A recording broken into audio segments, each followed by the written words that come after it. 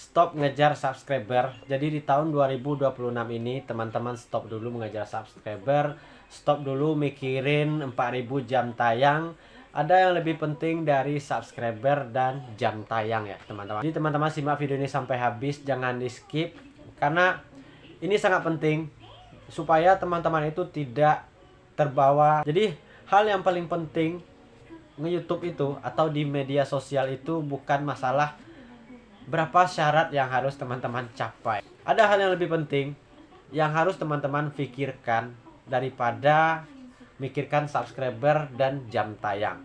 Nah, coba teman-teman cross check atau teman-teman pikirkan ketika teman-teman terobsesi ingin menjadi seorang konten kreator, teman-teman mencari tutorial di media sosial, di YouTube, pasti semuanya menganjurkan atau menyarankan, memberikan solusi dan masukan cara cepat monetisasi, cara cepat mendapatkan subscriber, cara cepat mendapatkan jam tayang. Tapi di samping itu, teman-teman sadar nggak ada hal yang lebih penting yang harus teman-teman perbaiki dalam atau pada diri teman-teman masing-masing. Yang pertama, capek ngedit, capek cari ide video. Setelah cari ide video, ngeditnya lagi, tidur sampai malam, siang kerja, malam edit video, belum lagi mikirin ide konten. Secara tidak langsung teman-teman itu sudah membuat atau terjun ke dunia kreator menjadi seorang YouTuber bukan lagi tentang memikirkan sebuah kenikmatan atau menikmati menjadi seorang konten kreator, tapi YouTube malah menjadi sebuah tekanan pribadi bagi diri teman-teman.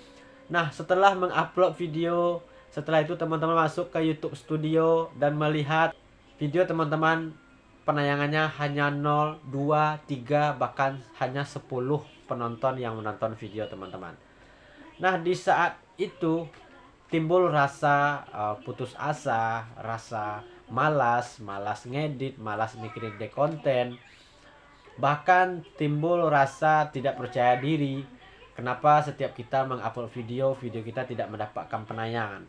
Sedangkan kita coba berkaca kepada orang lain, kita lihat orang lain, kenapa mereka hanya dengan entengnya saja mengupload video, setelah itu beberapa menit kemudian teman-teman lihat video mereka mendapatkan penayangan.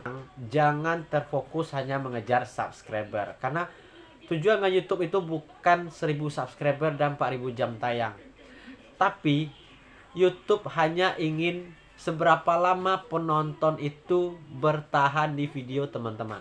Banyak yang menganggap ini YouTuber pemula, banyak yang menganggap YouTube hanya sebuah sampingan. Bagi saya sih itu hal yang salah ya teman-teman. Memang ini hanya sebuah sampingan, tapi sampingan yang bisa menjamin masa depan teman-teman jika teman-teman serius. Banyak orang yang resign dari pekerjaannya malah fokus di YouTube. Nah, sekarang jangan jadikan YouTube itu hanya sebuah sampingan, tapi jadikan juga sebuah kewajiban di samping ada kewajiban lain, sebuah pekerjaan yang harus teman-teman lakukan. Bagaimana kita mengatur pola waktu kita untuk mengedit video, keseriusan kita. Nah, jadi sebenarnya kita harus memikirkan apa sebenarnya yang kurang dari konten kita. Kita baca lagi, kita tonton lagi seperti apa. Apa yang teman-teman merasakan sebagai seorang konten kreator kecil, saya juga merasakan seperti itu. Saya dulu juga terobsesi bagaimana mendapatkan subscriber, mendapatkan jam tayang, bagaimana terinspirasi ambisi saya untuk cepat monetisasi. Tapi setelah saya pikir-pikir, bukan itu tujuan utama kita nge-YouTube. Tujuan utama kita nge-YouTube itu bagaimana kita membuat video yang menarik. Menarik dalam artian bukan berarti video kita itu wah ya bagus di antara video yang lain, kameranya bagus atau proses editingnya mantap, bukan seperti itu. Tapi bagaimana kita bisa menyatu di dalam video kita seolah-olah kita itu dekat dengan penonton. Dulu ketika ngonten, saya sangat kaku ya teman-teman. Kalau saya lihat flashback video yang 2 tahun, 3 tahun, 5 tahun yang lalu, terlalu kaku. Ketika kita terlalu kaku di dalam video, tentunya tidak ada terjalin sebuah komunikasi yang bagus dengan penonton. Saya berusaha belajar bagaimana supaya ketika saya berbicara di depan kamera, seolah teman-teman ada di depan saya dan kita seolah bertatapan muka, dan ini bisa menjadi sebuah keakraban walaupun kita tidak pernah berjumpa sebelumnya ya teman-teman. Tidak penting video kita itu bagus. Banyak orang-orang di luar sana, seorang konten kreator, pembahasannya mungkin biasa-biasa saja, tapi dengan pembawaan dia di dalam video seolah membuat kita itu nyaman mendengarkan apa yang dia sampaikan, seolah kita bertatapan langsung dengan mereka. Apalagi ketika kita berkomentar di kolom komentar, dia langsung membalas. Jadi rasa saling menghargai antara kreator dengan penonton itu dapat ya teman-teman. Nah, jadi sekarang coba fokus bagaimana teman-teman itu bisa membentengi diri teman-teman itu dari rasa malas. Tetap fokus mikirin ide konten satu tema. Sebenarnya bukan teman-teman tidak bisa berhasil, tapi teman-teman belum menemukan saja jati diri teman-teman, arah kontennya tuh seperti apa, tujuan videonya kemana. Itu hal yang wajar.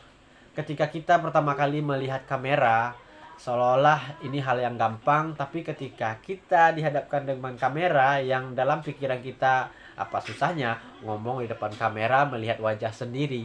Memang terdengar sangat gampang ya, tapi ketika kamera dihadapkan ke wajah kita, itu semua pembahasan yang sudah kita rencanakan di dalam kepala sebelumnya itu akan buyar.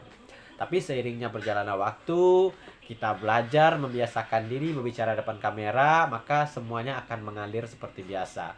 Nah, jadi fokus bagaimana memperbaiki konten ya teman-teman, supaya kedepannya walaupun subscriber kita sedikit, tapi ketika penonton sudah nyaman berkomunikasi dengan kita di dalam video, penyampaian kita bagus, jika penonton mendengar, buatlah penonton itu nyaman sehingga mereka bisa bertahan di dalam video kita.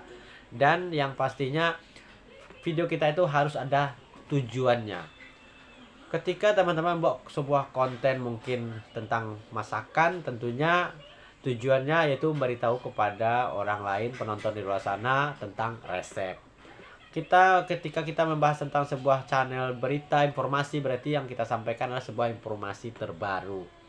Kalau edukasi berartinya ada sebuah penyampaian pembelajaran yang kita sampaikan kepada penonton. Jadi tujuan video kita itu harus ada ya teman-teman, bukan hanya sekedar berbicara ataupun ya, kalaupun konten kita hanya sekedar bercerita ya boleh-boleh saja, sampaikan cerita. Jadi buat penonton itu mengerti, memahami apa yang kita sampaikan. Jadi sekali lagi di tahun 2026 ini bukan subscriber dan jam tayang yang harus teman-teman kejar. Ketika teman-teman mengejar sebuah subscriber dan jam tayang dan ketika itu tidak teman-teman dapatkan, maka di sana akan ada rasa putus asa. Karena sesuatu yang kita dapatkan, rencanakan, kita pikirkan di luar ekspektasi, di luar yang kita inginkan. Nah, dan ketika semua tidak teman-teman dapatkan, subscriber tidak bertambah, jam tayang juga tidak bertambah, maka di sana akan timbul tekanan yang sangat besar. Tekanan diri ya, banyak mulai dari timbul, apakah saya harus berhenti nge-YouTube, apakah saya tidak cocok di YouTube, mungkin saya tidak cocok dengan konten ini. Bukan masalah tidak cocok. Semua konten itu sebenarnya kalau memang itu sudah pilihan dari teman-teman, tergantung teman-teman lebih menguasainya saja. Tentukan satu tema konten yang akan teman-teman kembangkan dan kuasai konten tersebut. Ketika teman-teman masih kaku dalam konten tersebut, bukan berarti teman-teman tidak cocok, tapi karena belum terbiasa saja. Lanjutkan konten tersebut dan niatkan memang lebih optimis, teman-teman harus bisa di bidang itu dan terus belajar, asah skillnya, asah cara berbicaranya. Nah, semua akan ya indah pada waktunya ya teman-teman. Semakin rajin kita upload video, semakin terlihat jelas aktivitas channel kita, maka YouTube akan lebih cepat mendeteksi bahwa channel kita itu aktif. Dan channel-channel aktif lah yang akan direkomendasikan oleh YouTube ke penonton, bukan channel yang mengupload 1 kali seminggu atau suka-suka. kapan uploadnya saja. Oke, jadi semoga cerita panjang lebar kita ini bermanfaat buat teman-teman semua dan menjadikan semangat lagi kepada teman-teman yang sekarang mulai patah semangat. Jangan berhenti, tetap lanjut di tahun 2026 ini, karena teman-teman belum terlambat ya. Tidak ada kata terlambat kalau untuk menjadi seorang yang eksis di media sosial. Karena kalau tidak dimulai dari sekarang, kedepannya zaman semakin canggih, semua akan menggunakan teknologi. Media sosial adalah tempat yang mungkin nantinya akan menjadi sumber penghasilan, bisa jadi penghasilan utama ya.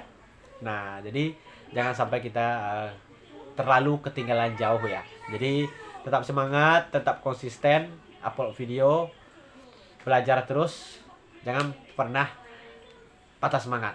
Sampai jumpa di video berikutnya ya teman-teman.